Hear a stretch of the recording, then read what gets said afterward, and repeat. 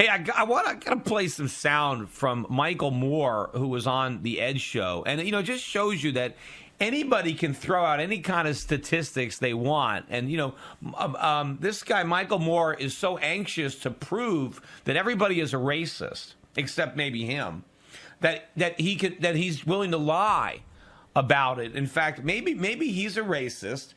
I mean, could you be a racist against your own race? I mean, can you be white and be a racist against other white people? Because maybe that's that's the deal with Michael Moore. But anyway, listen to what he had to say here. This is about guns. Cut number 14. Do you realize that over 90% of the guns in this country are owned by white people in the suburbs and in rural areas? 90% of our guns are not owned by African Americans, Hispanics, minority groups. They're owned by white people. Now, what are these white people so afraid of out in the suburbs? Are they thinking little redhead, freckle-faced Jimmy down the street is going to, kill them, mug them? I don't think so. Are they afraid the guy next door is gonna break in and steal their TV? No, because they know the guy next door makes $50,000, $60,000 a year. So poverty and racism. So in other words, if you make $50,000 or $60,000 a year, obviously, I guess you're probably less likely to commit a crime, not because you have a good income, but generally you're an honest person. You're out there earning a living. But what's really crazy about this, when I heard that 90% of the guns in this country are owned by white people, 90%. Gee, that seems like an awful lot, right? I'm thinking, can it really be 90%? And the first thing I'm thinking of is, well, maybe the white people who own guns own a lot of guns. Maybe the typical white gun owner owns 3, 4, 5 guns. I don't know. And so maybe non-whites, maybe they tend to be less affluent as a group, so maybe they can't afford many guns. Then I'm thinking, well, maybe it's because, a lot of the minorities are not registering their guns properly. But then I think, well, maybe he's just making it up. Maybe the statistic is wrong. And so I go to the internet, and I'm on a website here, Gun Ownership and Statistics Demographics, verified. This is from July 2012, Gallup Inc., Gun Owners of America. And I look at the statistics, and here's what it says. Breakdown of gun ownership by race. Oh, okay, white people own 44% of the guns. 44%. That's not 90%, 44%. Let's look at blacks. Blacks own 27% of the guns. What do you know about that? 27%. Now, blacks are only 13% of the population, and they own 27% of the guns. What does that tell you? That means that blacks are more likely to own a gun than whites. Now, that might make a lot more sense to me because blacks are more likely to live in poorer neighborhoods with more crime, and therefore they probably need guns more to protect themselves. And of course, this doesn't count all the gangbangers who own guns illegally, and probably a disproportionate number of them happen to be black as well. But just taking a look at the statistics, you're twice as likely to own a gun if you're black than if you're white. Now, also, if you look at the degree of education, here, educated people, 30% of gun owners have college postgraduate degrees. Postgraduate degrees. What percentage of the populations have masters and PhDs? Yet 30% of the guns are owned by people with PhDs. Are they all a bunch of racists? I mean, he's saying that all these gun owners are racists, or all these PhDs. A lot of them probably went to liberal universities. It's pretty much college graduates own 37%. People with some college experience, 41%. On household income, if you earn $75,000, people at $75,000 and above own 47% of the guns, but people at $30,000 and own 44%. Those aren't affluent people earning 40. You look at the breakdown between Democrats and Republicans. 35% of gun owners are Democrats. Are they all racists? All those Democrats? 49% Republican, but 35% Democrats. How about the liberals? Here it breaks it down by ideology. 22% of the gun owners describe themselves as being liberal. 22% liberal, 37% moderate, 49% conservative. So the conservatives are more apt to have a gun. But 22% of the liberals are armed. Now, according to Michael Moore, it's because they're racist, right? That's the reason that they have guns, because they're afraid of black people. Well, you know, blacks have guns too. 27% of the guns are owned by blacks. Are they racist against their own race? Or are they just afraid of white people, right? Are all the blacks buying guns because they're afraid of white people, right? Because the whites are buying guns because they're apparently afraid of black people. I think people are buying guns because they're afraid of crime. And if you live in a more dangerous neighborhood, you're more likely to have a gun. And as it just so happens, I think, because if you're a black, you are probably statistically more likely to live in an area that has crime. You're more likely to have a gun for self-defense.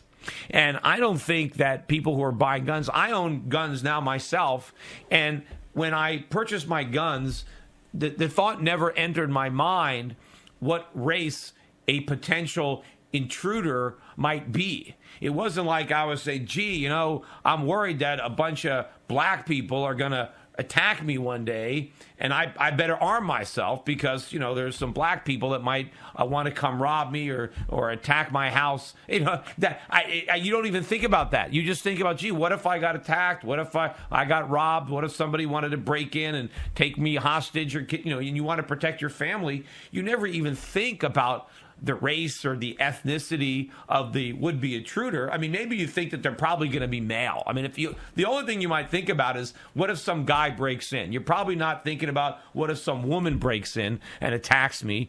Most people are, you know, not afraid of being robbed or invaded by women. And I think it's not because I'm a racist against men. I think men are bad. I just know that statistically speaking, those violent crimes are more apt to be committed by men. And particularly by young men. And so, if anything, maybe you would think about the gender of a potential assailant, but you would never really concern yourself too much about the race. Yeah, so what? You think Michael Moore, did he just make up that 90% statistic like on the fly, just, you know, while he was having that interview? Or is this something that he had thought up? You know, did he come up with this lie in advance? I don't know. I mean, but I guess he just says whatever comes into his mind. But I wanted to play another clip from that interview. You know, Chris Matthews isn't there, or not. Excuse me. Ed Schultz is not there for the show. So the guest host is Professor Michael Eric Dyson. We've had some quotes from this guy before too. But then Dyson asks Michael Moore a follow-up question. Listen to this. I mean, I don't know what's stupider, the question or the answer, but here it is, cut number 15. The answer is it's pretty much the same answer for a lot of our other problems: jobs.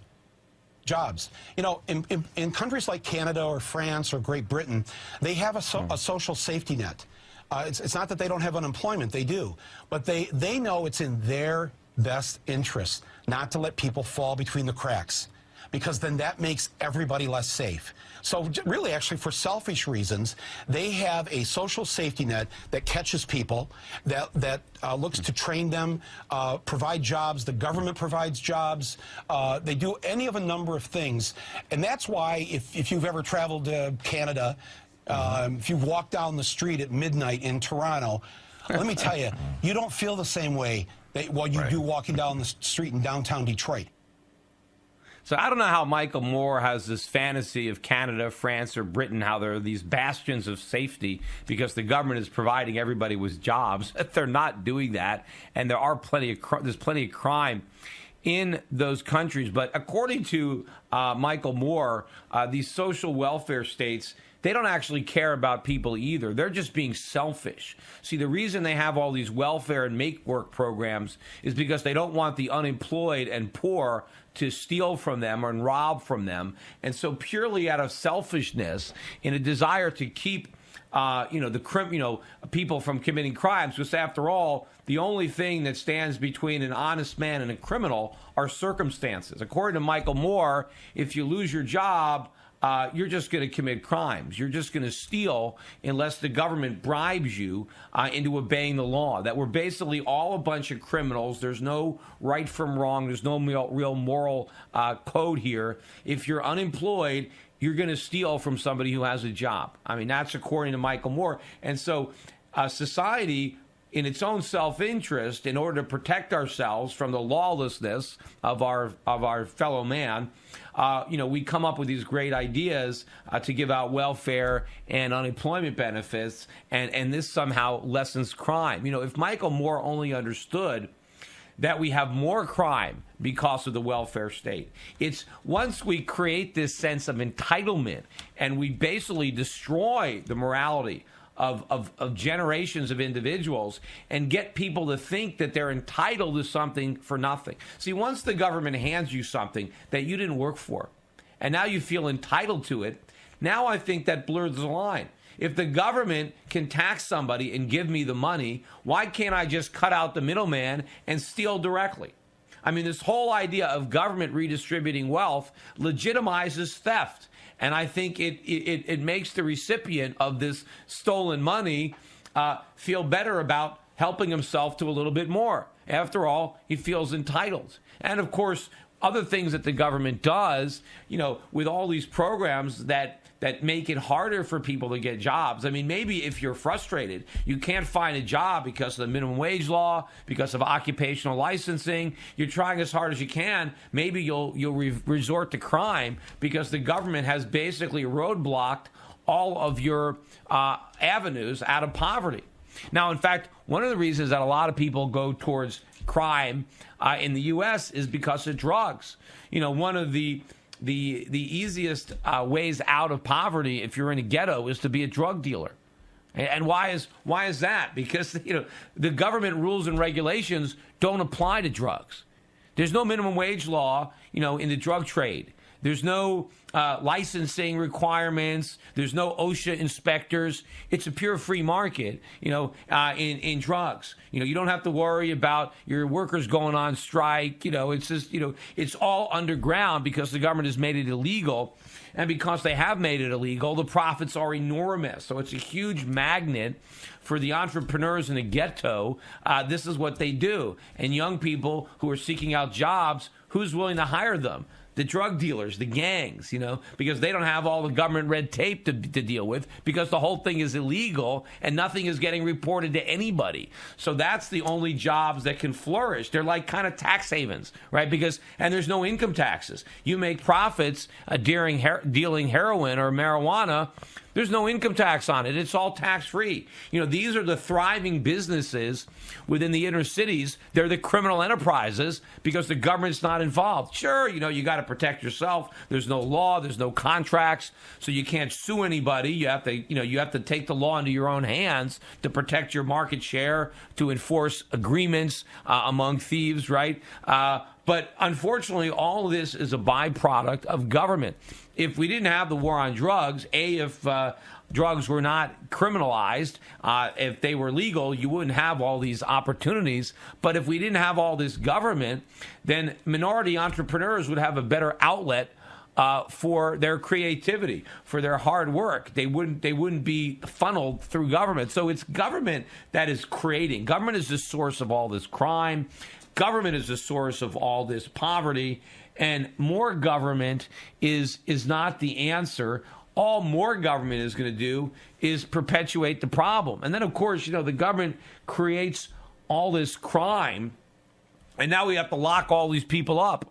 And how much is that going to cost? How much does it cost us to run all these prison facilities? Federal level, state, local level. And these are huge, bloated government bureaucracies that cost a fortune. And then, look, we incarcerate young people, even if they do long terms. What are the prisons like? They're like universities for crime.